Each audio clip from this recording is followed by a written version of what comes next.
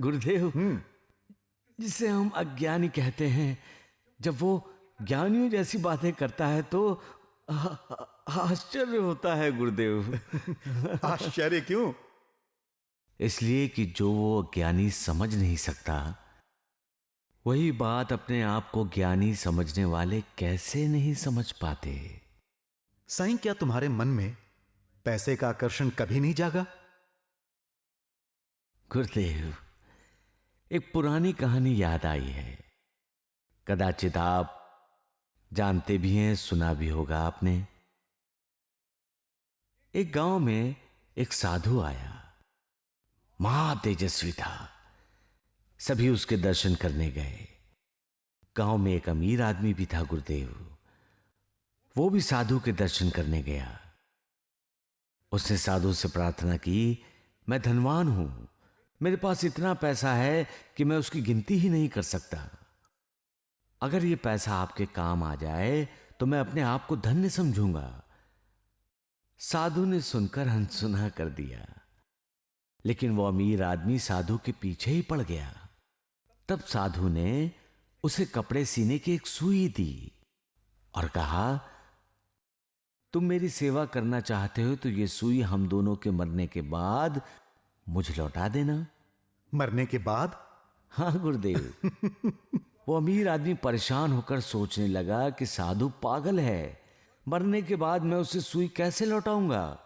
वो पूरा दिन पूरी रात बस यही सोचता रहा और दूसरे दिन साधु की शरण में आकर बोला, आप अपनी ये सुई वापस ले लीजिए।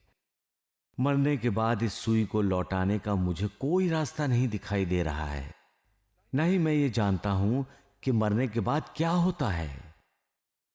जहां तक मेरा ज्ञान है, वहां तक मुझे इतना पता है कि मैं इस सुई को मरने के बाद अपने साथ नहीं ले जा सकता। दिलचस्प कहानी है। हां। तब साधु ने कहा कि तुम्हारे पास ऐसी कौन सी चीज है जिसे तुम मरने के बाद अपने साथ ले जा सकते हो।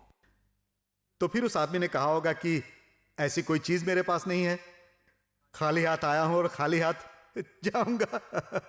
जी हां गुरुदेव, यही कहा था उसने।